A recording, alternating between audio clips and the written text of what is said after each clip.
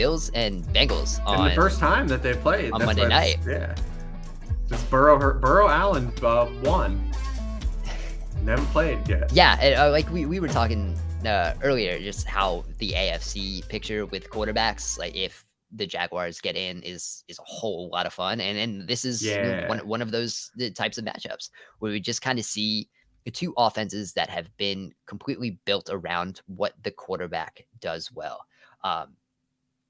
The Bills have been interesting, right? Because it's kind of been up and down a little bit, and we've kind of seen a little more of the break glass in case of emergency, Josh Allen type things, right? Running a little more empty, using some of those designed runs, the QB power and QB draw, because the passing game, I think, is still well designed, and we've had this discussion before. But outside of Stephon Diggs, it's just anything you hoped for this receiving core just hasn't really stepped up.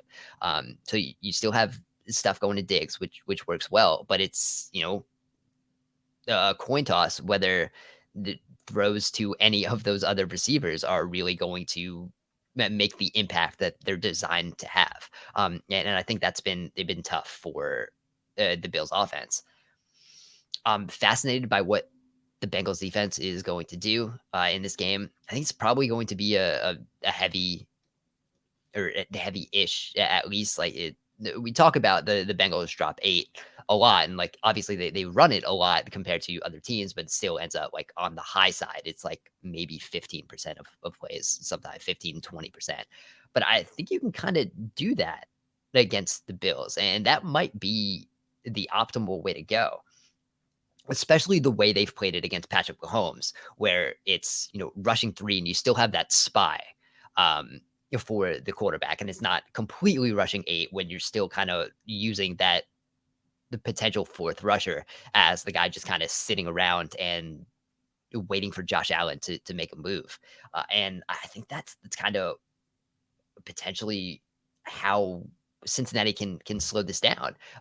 Make Josh Allen, sit in the pocket a little bit, because when he breaks the pocket and gets outside, that's really when like those deep shots are happening. And when Josh Allen's outside of the pocket, 0.23 EPA per play, that's 4th in the league, has the highest ADOT at 14.78. So if you're able to contain him a little bit, have that drop 8 into zones where you're not really able to take advantage, make him think a little bit. He's only seen 25 dropbacks of drop 8 this year, but negative 0.04 EPA per play, only a 47.6% completion percentage. There were some drops in that, but he also had 2 touchdowns when the Steelers tried to do it, but the Steelers aren't quite as good defensively as the Bengals are right now. 3.14 time to throw against drop 8 on those 25 dropbacks. Obviously, that's a small sample, but I think we can kind of see like that might just be the game plan Cincinnati goes with. So I think that side of the ball is the one I'm looking forward to the most, because I just kind of think between what the Bills have kind of had to rely on, which is like, Josh Allen, please save us, make a play, because the playmakers haven't been able to do quite as much. And then the Bengals, just one of the best game plan defenses that we've seen under Lou Anarumo. So I think that that's going to be fascinating. Yeah, Lou Anarumo deserves a lot of credit this year for the job that they've done, because they've had so many guys in and out of the lineup. I mean, you're missing DJ Reader for a chunk of the season. Trey Hendrickson's missed time. Obviously, Chidobe Awuzie's out for the whole year. Mike Hilton missed some games. Sam Hubbard might not play in this one. Like they've been missing a lot of core pieces and still have found a way to get production and limit production from the opposition. They just faced the Chiefs a couple weeks ago. The interesting thing here is that the Bills, as they've gotten in trouble trying to find someone to step up outside of Stephon Diggs, is they've really started to like run the ball a lot better. Yeah. But the Bengals don't let you run on them. Right. So I'm curious to see like what happens in that development, because it's kind of been a lifeline for the Bills, is they've actually been able to run the ball a lot better here. The back half there, you think like the games they got in trouble against the Browns, they were able to run the ball. They got in trouble against the Lions on Thanksgiving, were able to run the ball. They ran the ball all over the Patriots in that Thursday night game. Last week, it's 10-6, the Bears at the half, and they just come out and they're able to run all over the Bears in the second half of that game, and it's kind of been their lifeline. So are they able to do that here? Because if the Bengals only have to take away Stephon Diggs, then we're back to square one again, right? So that's what makes it interesting. And then the Bengals, you look at everyone that was like worried about like the start of the year for them. It's all shifted. And you and I coming in the offseason were like, oh, last year, it was more of a talent over coaching thing. But I give the Bengals staff a lot of credit on both sides of the ball because they were constantly calibrating, like trying to find out how to crack the code on offense. Do we want to play less under center? Do we want to play at more tempo? And you look at it since week 5, Joe Burrow is top 5 in the NFL against all too high safety stuff. Just blowing it away. So they've kind of solved this Rubik's Cube, and they still can't really run the football, and that's okay, right? Like them not being able to run the football kind of helped them in a way, like kind of pushed them to find the things that actually work on offense. So yeah, this is an exciting game for me. I'm excited to see them play for the first time. So we've seen, like, we know it's like Bengals, Chiefs, Bills in the top of the AFC. And we've seen the Chiefs play the Bills, and they've had fun games. We've seen the Chiefs play the Bengals and have fun games. But we haven't seen the Bengals and the Bills play yet. So this is kind of fun in a number of ways. And it matters. Like, both these teams are going to go all out because the Bengals can still try to win the division. The 1 seed is within grasp for all of these teams. So hopefully it delivers here for us because it's one of these ones, like, these are apex. It's an apex game. Yeah, absolutely. So right now, Bills have a 40% or 45% chance of the number 1 seed heading into the game for 538, and the Chiefs are right behind them at 44. So with a win, this goes up to 88% for the Bills. They play the Patriots next week. Yeah, right. And I mean the Chiefs play Denver. The Raiders. Chiefs play Denver Raiders. So like they don't have a tough stretch either. But with the tiebreaker, the Bills are going in. Bengals right now still 73% chance to win the division.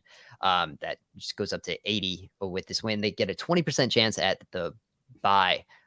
With a win, obviously, with a win, the Chiefs go up to 73% chance. So, it's still a very outside chance for the Bengals to get there. But yeah, again, a real fun game. And like you said, the Bengals offense has kind of figured some things out. Like you said, they were clicking with the run game for a while when they shifted to the very shotgun heavy offense, and they're still doing that. And obviously the run game hasn't worked quite as well since week 14. It's only 18th in EPA per rush, 26th in success rate. Only 9.2% of their runs are going for 10 or more yards. But like you said, like they've been able to bail that out because the passing game has been so good, and they've figured out what they want to do there. I mean, and a lot of that has kind of been like, there's still been some like Burrow hero moments too, right? Like some of those, too high looks.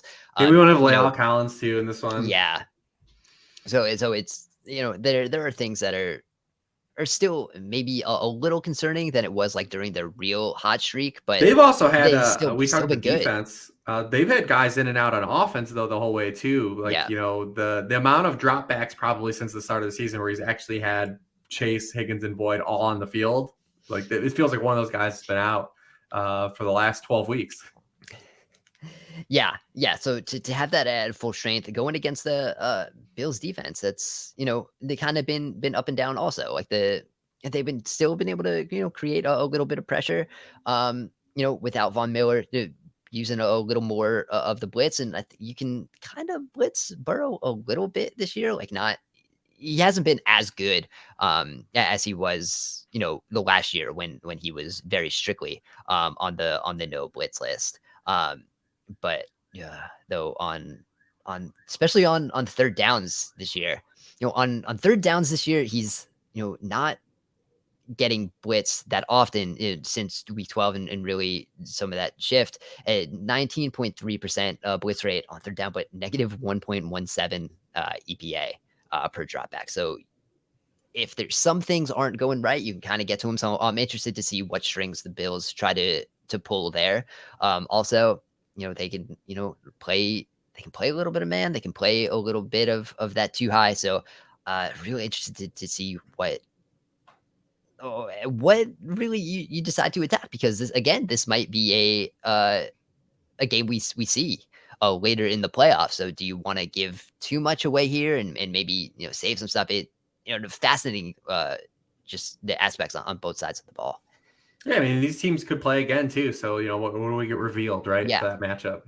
Yeah, dude, very interesting. But I hope we do see it again. I hope we see all these teams play each other. Yeah, there's a lot Obviously they that can't, but I want to see it all. see ball just a round robin for the next I mean, honestly, let like that month be and a the half. Super Bowl this year. Let me have the Chiefs, the Bengals, and the Bills. I know there's a lot of fan bases that roll their eyes, especially the Eagles, but let me just see the Chiefs, Bengals, and Bills play like a little round robin. Yeah, there we go. That would be a lot of fun. But here we are. Thankful that our last Monday night of the year.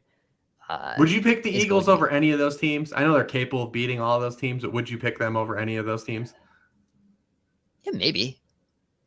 That was a no. No, I think I'd pick the Eagles over the Bengals. Okay. I think I still would. I think be close against the Bills, maybe. Yeah, it's tough. I mean, also like the 49ers up there. Like the top of the NFC is good. Like we're talking about the NFC because like 3 through 7 is not great. And talk about the chaos of the 49ers go to the Super Bowl, Brock Purdy. That's gonna be fun, man. It's possible. They're good. They're real good. So yeah, fun stretch that we got going on here, but the fun slate of games here. Capping it off with a final a good Monday night game, which is nice. So here we go. Just 2 weeks left till we get to the postseason and wrapping it up. So we still got a lot of fun things going on at sharpfootballanalysis.com. You can be looking at that for packages. You can still get some fantasy packages. Be looking at that. Still got a big full worksheet for week 17 for those of you in the fantasy championship game. Congratulations on that, and hope you're doing well. I still have plenty of DFS stuff that you can be looking at going into the final stretch of the regular season here. So you find all of our work on sharpfootballanalysis.com. You find Rich on Twitter at Lord Reeves.